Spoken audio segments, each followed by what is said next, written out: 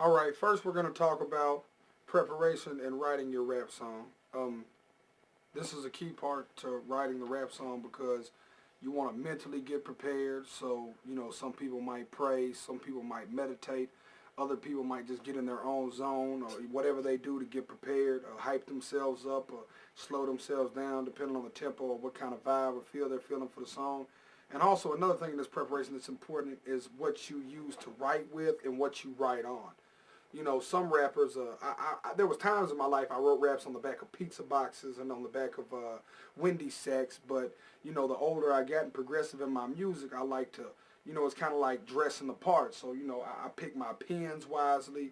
I pick my sheets of paper wisely. I prefer Bics, ballpoint pens.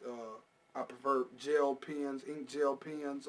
I like empty pads. I don't want nothing on my pad. Whenever I get through with a rap, I rip it out because I like fresh pads. I don't want to be stagnated by the last rap. I'm not the guy that has a pad, but to each his own in that preparation portion of writing a rap song. So you just want to prepare yourself in all aspects of the song mentally, and then of course spiritually, if you believe in such things, and with your pen and your pad and where you're writing at. That means a lot too. The lighting, the vibe, because you'll write in accordance to your environment. All right, now we're going to talk about getting advice from other peers. First of all, when getting advice from other rappers, only ask for musical advice. Because it's hard, like, once we have done music, we don't have a consumer ear no more. We now have a music ear. So the only opinion you can give me on my music or advice on my music is musically. Maybe lyrically or something of that nature. But you can't predict what's going to sell or what's not going to sell because you no longer have a consumer ear as an artist. It's called the ear of music now. Now, what I do with my records is I let some of my homies that rap and do music hear it to give me musical input, musical advice, preferably producers. But then I take it to, like, okay, my fiance, who knows nothing about rap or what she hears on the radio and what CD she chooses to buy. Buy, keyword buy, which makes her a consumer in the market of purchasing CDs. So her advice to me is golden. Her advice outweighs anybody else's advice to me for the fact that she speaks for the average female consumer and what she likes. You see what I'm saying? So you want to pick people, don't ask for, hey, God, listen to this verse. Listen, no, wait till you get the song finished and actually have a total product and put it in. Don't push it yourself and try to act over it. You want to let them assume and make their own decisions about it so you can get honest reactions about the record. All right, now we're going to talk about writing a song for radio. First of all, you're wasting your time writing a song for radio if you don't have radio type of production. Clear the air. Second of all, when you're writing a song for radio, you have to keep in mind time. Radio will not play records that are over 3 minutes and 30 seconds. Period. Point blank and period. They will not play a record that is over about 3 minutes and 30 seconds. So you always want to keep yourself in that comfortable range, which goes back to our bars. You want to write a 12, a 12, and an 8, period. And the radio is all about, when writing for the radio, you want to think about what's hot at the time. Not to follow trends, because I don't tell rappers to follow trends. I don't believe in following trends. I believe in setting them. But you want to write a song that's very, what they call, listener-friendly, real ear-friendly. Real sad songs usually don't make the radio. You haven't heard too many sad songs on the radio. You've heard a couple, especially R&B, but you've never seen a #1 hit record in the hip-hop industry be a Where Oh Where's My Baby Been by Pearl Jam type of song. It's always been a Snap Your Fingers, a Do Your Step, you know what I'm saying? Like, it's always been something more up-to-date. So you want to keep the tempo up high, and it also got to be friendly, a happy song. What I call a feel-good record is usually what makes the radio, or crunk records, or now, snap music. Now we're going to conclude it with the overall song structure. You guys, kind of like your mental checklist. I want you to think to yourself, did I have a hot beat? Did I really think about what I was going to say? Did I say what I wanted to say? Did I give the message I wanted to give? Is it the type of record I want? Does it have a hot intro? Does it have a hot outro?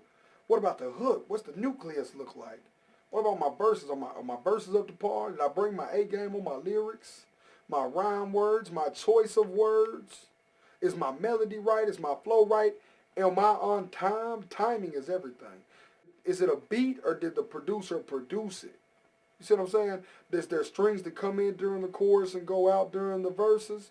Is it orchestrated right? You know, this is your song structure. How many bars was my hook? How many times did it loop? How many bars was my first verse? How many bars was my second verse? How many bars was my bridge? What about my outro? Did I pick the right singer to sing it? Did I rap it the way that I wanted to rap it? You know, there's a lot more thought that goes into writing a rap song than people think. They just assume we're just idiots that go in the vocal booth and we just say something like, man, we really put our heart and soul into these rap records to try to, you know, get a message across to prove a point. That's what some people do. I myself just reflect myself. I just hold the mirror up to myself when I write a record, and I look in that mirror and say, is that the right reflection of myself? Is that the way I want to have these people view me? Am I comfortable in my own skin rapping that? These are things you need to think about when you look. And you most importantly got to make sure you got the full song structure. Is there a hook? Is there verses? Is there intros? Is there outros? Are you happy with the beat? Are you happy with the song? That's your song structure. So now we're going to talk about subject matter. When you pick a subject, it kind of goes back to the beat, because I'm going to pick a subject based on how the beat flows.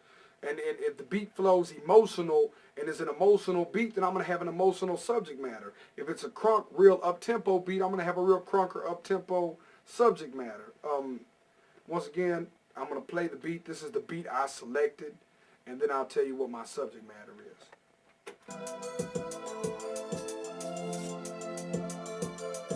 It's got that real vibe to it, real emotional, so you can tell instantly that I'm going to spit something emotional over the track. I'm going to be emotional to the track. You see what I'm saying? So my subject matter is probably going to be hope. I think I'm going to rap about hope on this one. But of course, this is just for me. You might hear the beat and hear something different. That's how you would pick your subject matter.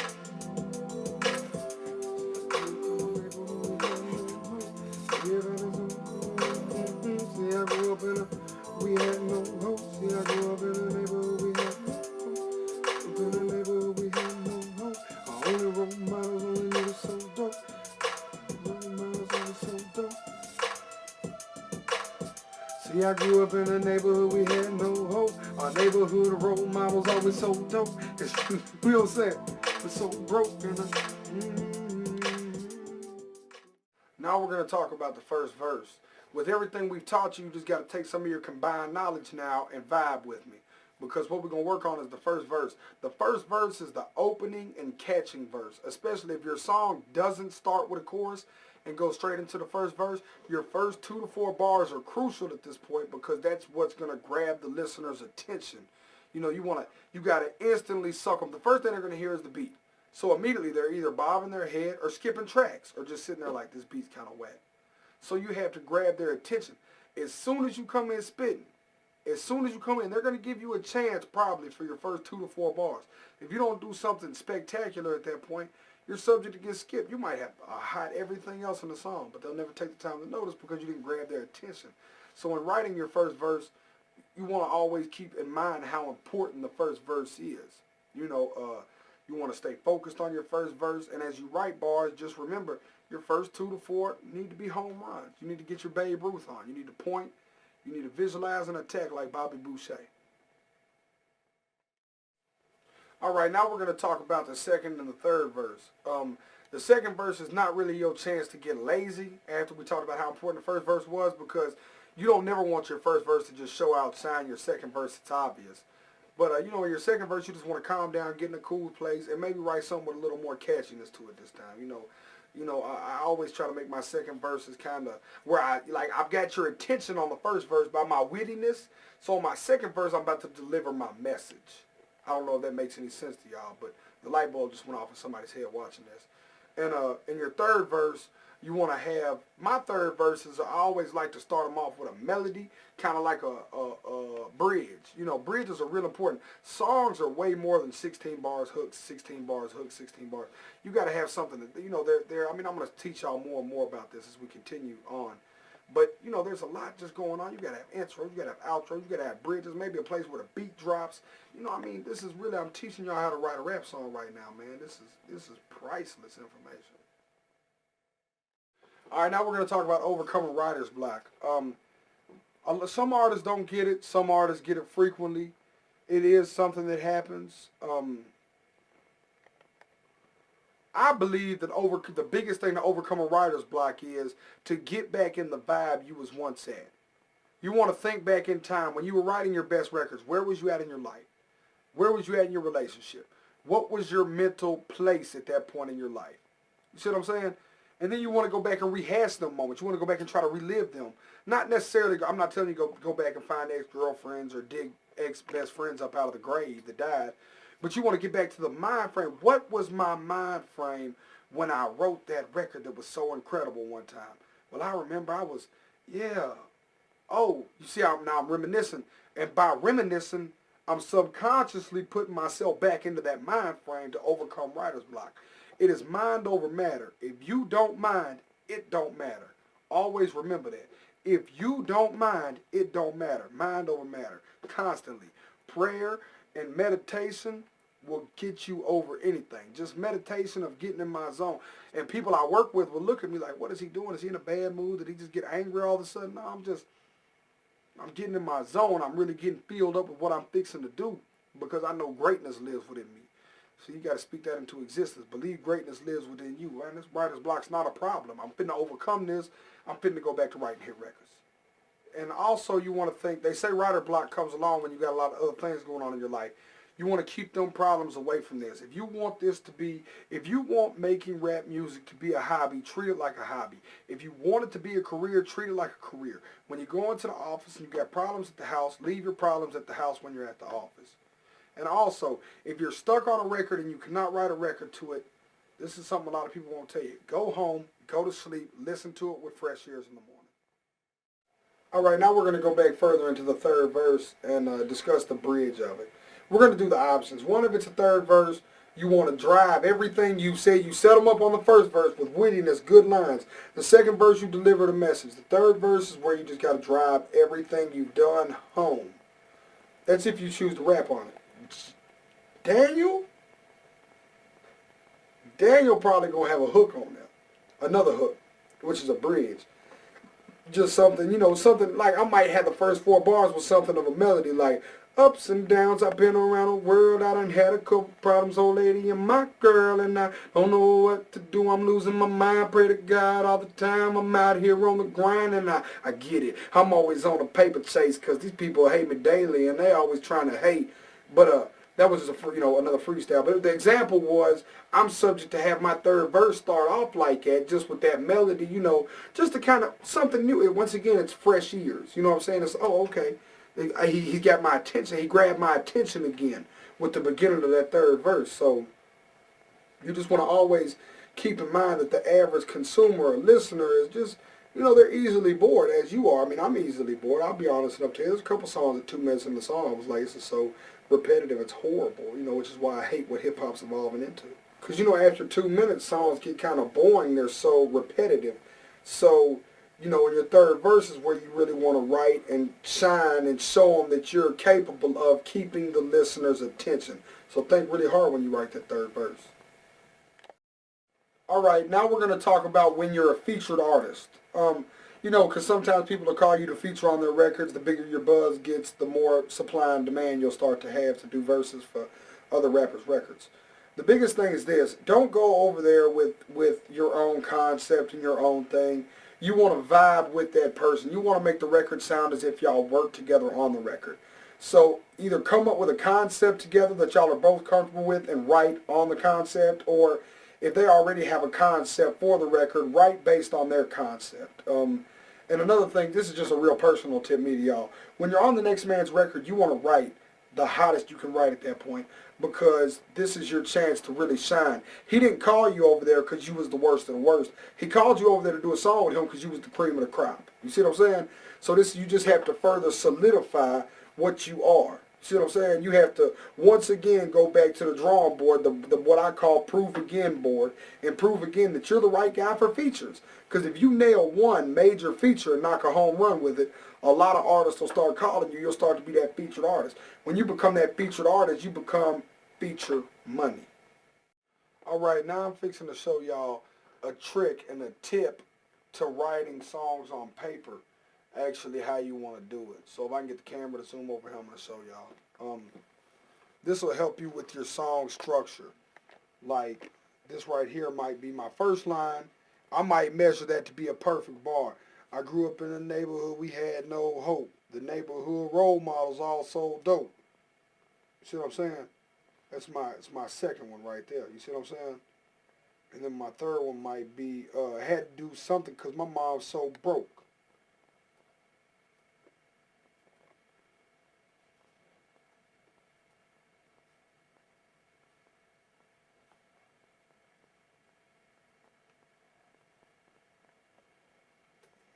See how that kind of works? Then, of course, the fourth bar and etc. So it's like, you know, whenever you're writing this way, you can keep up with your bars this way. Or you can keep up with your song structure, just line for line. Bow. Line for line. All right, now we're going to talk about word placement. Because sometimes you might want to use one word in particular, and the word might not be enough syllables, or it might just not be the proper word. So you want to find an alternative word to use in that place. Like sometimes the word see would not be as big as observation. Like it was hard for me to see, but you might want to be like it's hard for me to make an observation. You know what I'm saying? With all the constant hating across the nation. But I'm embracing the situations that I be facing.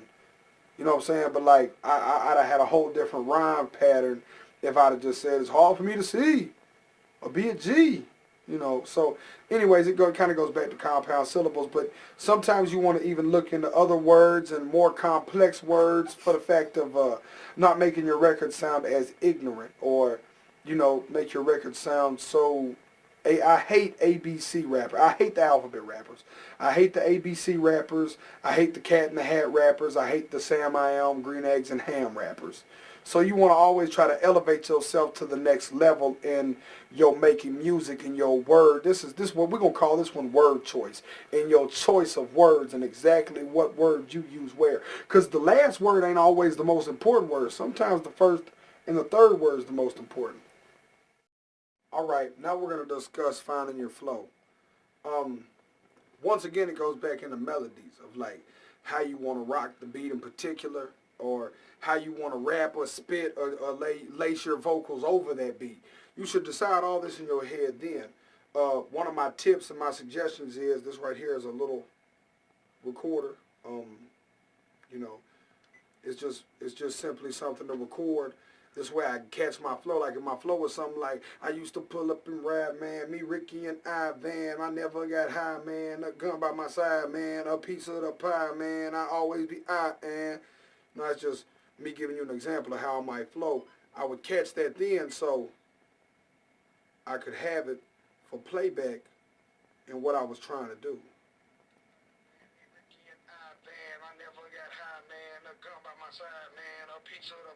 This way that's just an example, you know.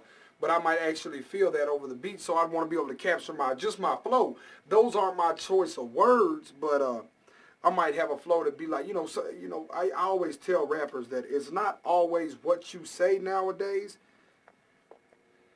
It's how you say it. You see what I'm saying? So, you know, you might have a flow. Sometimes it'd be like, you know, you got to think about 50 Cent. What he said wasn't always hot. It was just hot the way he said it.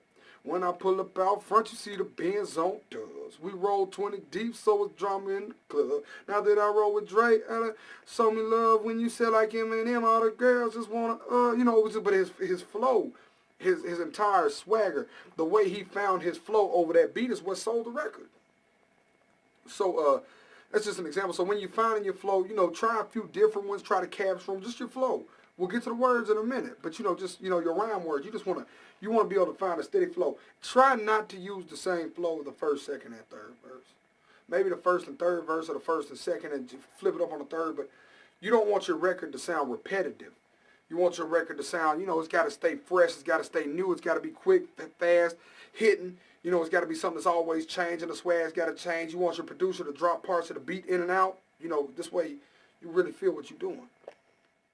All right, now we're going to talk about overcoming writer's block.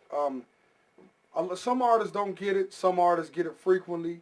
It is something that happens. I believe that the biggest thing to overcome a writer's block is to get back in the vibe you was once at. You want to think back in time when you were writing your best records. Where was you at in your life? Where was you at in your relationship?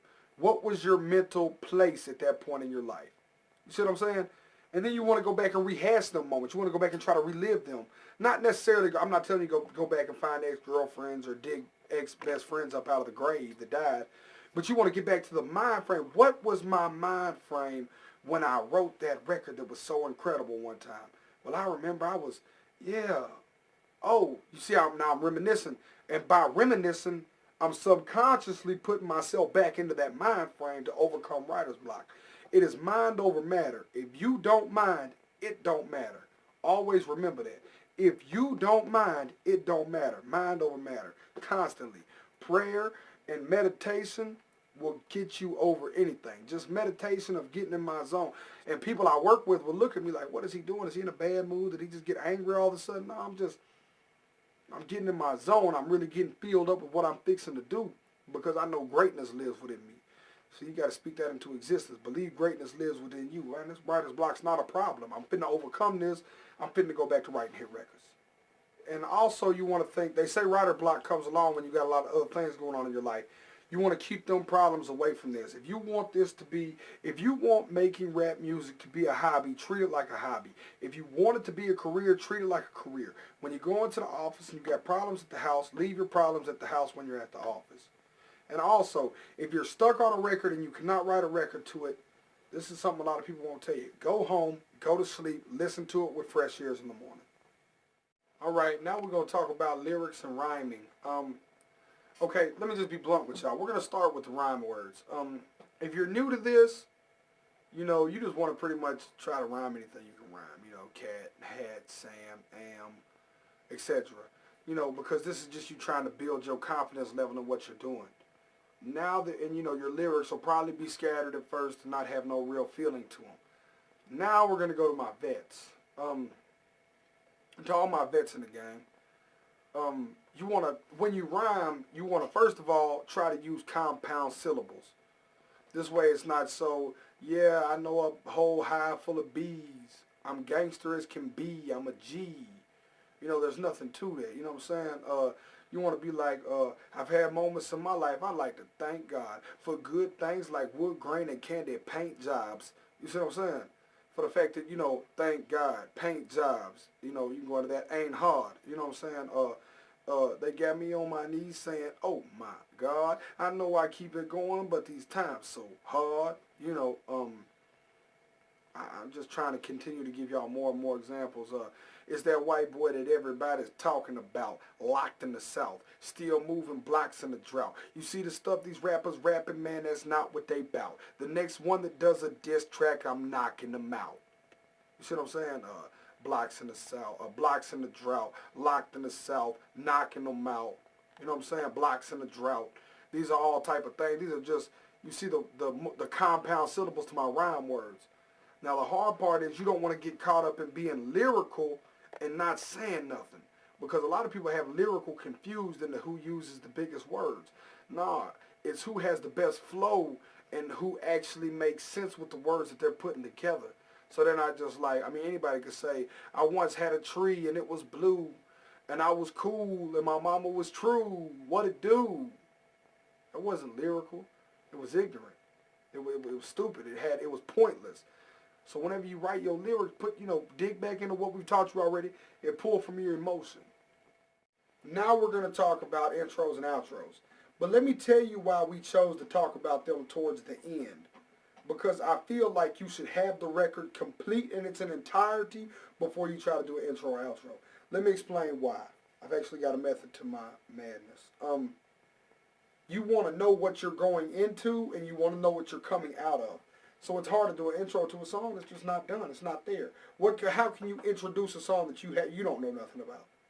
But if the song's already there, you're introducing and bring an intro, which is introducing a song that you know all about. And on the outro, you're leaving a song that you've already written and recorded. It's already there. The proof is in the pudding on that situation. So in your intros and your outros, you want to be witty, choicey on wording, and the biggest thing is not too clustered. People hate songs with real clustered intros. All right, now we're going to talk about getting a featured artist, like when you want another artist to feature on your record. First of all, you want to pick an artist who is going to help your record, not hurt your record. Which means, okay, if you have a friend you're going to feature on your record, that's one thing. Understandable. Do that. In fact, I push that.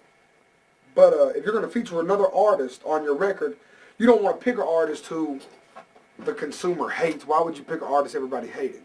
You see what I'm saying? You want to pick an artist that'll help your record, that you think could improve your record. Somebody used to tell me, only call people to feature on songs that you think can make the song a better song than it was before they got on it. You want somebody to add to your song, not take away from it. And for name's sake, sometimes you want to get people with names. If you got an opportunity to feature Justin Timberlake on a chorus of your song, it's a no-brainer to get Justin Timberlake on the chorus of your song, just so your record says featuring Justin Timberlake. But also keep in mind when you have the featured artist how much you let them do on your records, because you don't want people to start to assume that it's their record. Then they'll completely take the spotlight from you. You want people to always look at it as your record featuring such and such, not such and such a song. Because we've seen a lot of good songs get mixed up and accidentally stolen from artists because the featured artist came and did so much to the record, he took the record. Now we're going to go into your, first of all, before we go any further into anything, writing any kind of verses, we're going to discuss bars. Here goes the thing about bars. They're measures, they're counts. I used to think a bar was every 2 rhyme words whenever I was young, and that's wrong because 16 bar verses then was turned into 32 bar verses. It's a measure. Like, depending on the speed of the beat will be the measure, but let's just say it's a regular tempo beat. It'll be like, okay, once again, we're going to go back to my favorite analogy, 50 Cent. When I pull up out front, you see the Benz on dubs. When I roll 20 deep, it's always drama in the club. Now that I roll with Dre, all the girls show me love. When you sell like Eminem, all the groupies will show you, That's 4 bars. Because it was in his rhyme words. You see what I'm saying? Like if you go back to even, you want to go back to, I'm trying to think about some other things that I can really, cruising down the street in my 6'4", clocking it, jocking it. You see what I'm saying? That was 2 bars. But this way, but sometimes the beat might be quicker. Somebody be like, man, I'm all about that money. These people think it's funny. I tell and honey. You see what I'm saying? But that's just, but it's still got to be a measure. You know what I'm saying? You know what I'm saying? So when you find in your bars, this way you know exactly what you're going through. And, the average song has 16 bar verses. But if you're trying to keep it interesting, you want to just do what you feel. I know people that have spit 16s on the first verse, 12s on the second verse, and did 8-bar bridges on the third verse. Or people that did 16, 16, 16. Or people that have done 2 24-bar verses. But as a radio expert, I would tell y'all to try to keep your verses within 12 to 16 bars. Never really go over, just to keep a good song structure. Anywhere really 12 is phenomenal because it keeps you in that line, in that realm of things. That's how you write bars. Now we're going to talk about you coming up with the title. When you come up with the title to your song, you got to understand it's the title of that track. So if it goes to radio, this will be the title. This is what they'll call and request. If it's on the back of a CD, will it be eye-grabbing and attention-grabbing enough to make somebody want to listen to that song? Based on 2 to 3 words. Because you don't want to have no song title that's like, The Day My Mama Got Hit by the Red Truck. People aren't going to listen to that. And you don't want to always have an obvious title neither that's just like, My Mama, or whatnot. In certain circumstances, but you want to have something that's eye-grabbing. It's got to be like, that sounds like the type of song I want. That sounds suspenseful. That sounds emotional. That sounds pretty hype. That sounds crunk. It's also got to make people want to draw in and listen to it, and you don't want to give them a title that's like, Oh My Darling, and then have a song about killing people. You know what I'm saying? So you want to have it to also be able to match what the record actually is. So, take your time when you pick the title to your song and think hard about it and make sure it reflects the song right.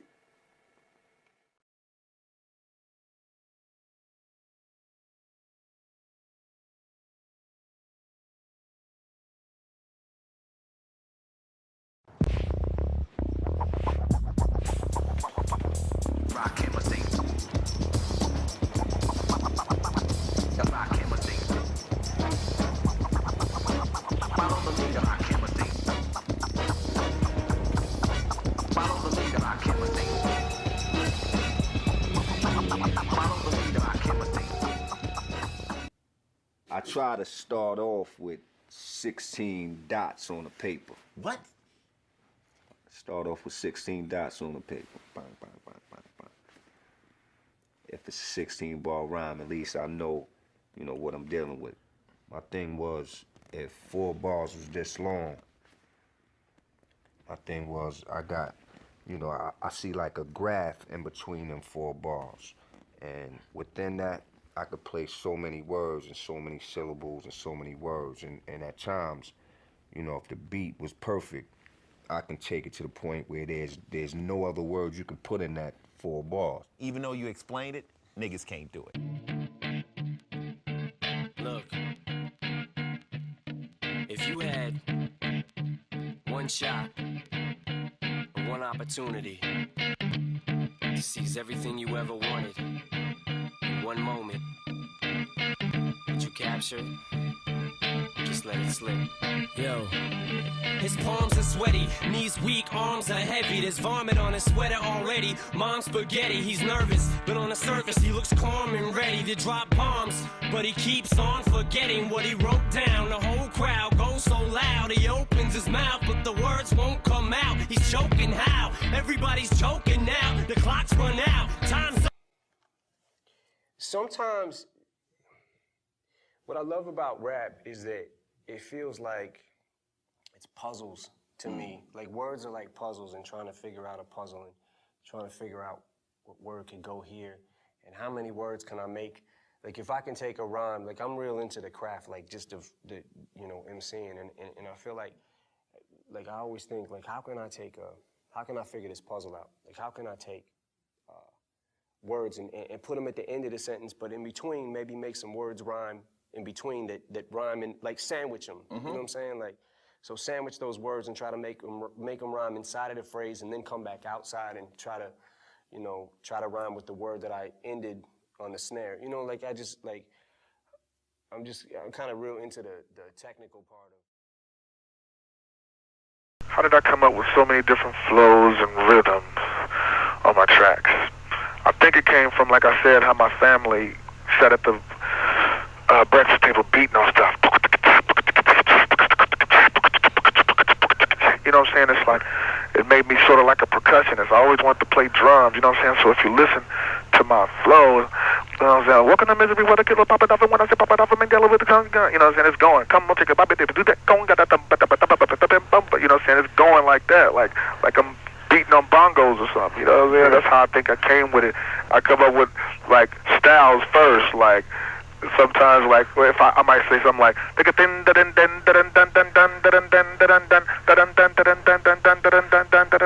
said, I want to sound like a ping pong ball on this rhyme, you know, so the beat might be moving like, and I'll say,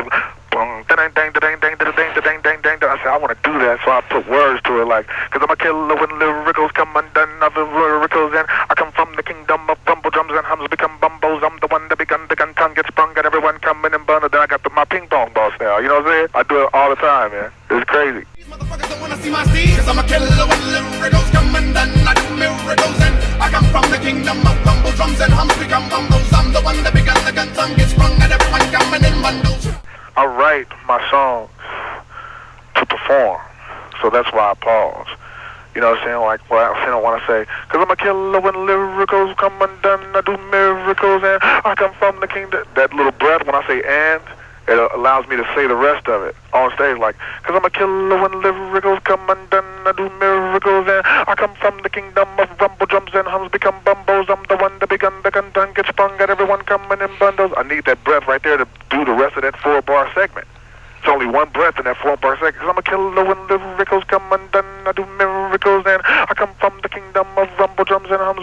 mumbles. I'm the one that begun. The gun tongue gets sprung. Got everyone coming in bundle. People go crazy. Like, damn, how did he do that? But that breath did it. So where I can get it through to my fans. And I write my music for that. If you listen, you know what I'm saying? I always breathe it. I'll take big breaths on Einstein. If you got scratch, nigga, get the fucked up. Throw your hands up, bitch, you hella fucked up. Einstein, Tech 9-2, triple zip. Got the money, you know what I'm saying? It's like, it's written to be able to perform that shit. Like, you know what I'm saying? I ain't just gonna be like, you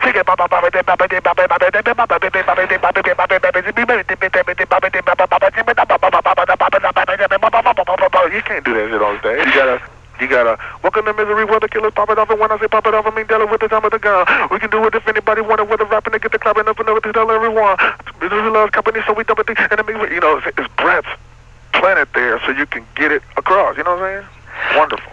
Welcome to misery where the killers pop it off, and when I say pop it off, I mean dealing with the tongue of the gun. We can do it if anybody wanted, whether rapping niggas are clapping up another, tell everyone. Misery loves company, so we dump it, the enemy, when it be energy, sending me the route. I'm negativity tripping with me, you're running for your life, cause you ran your mouth.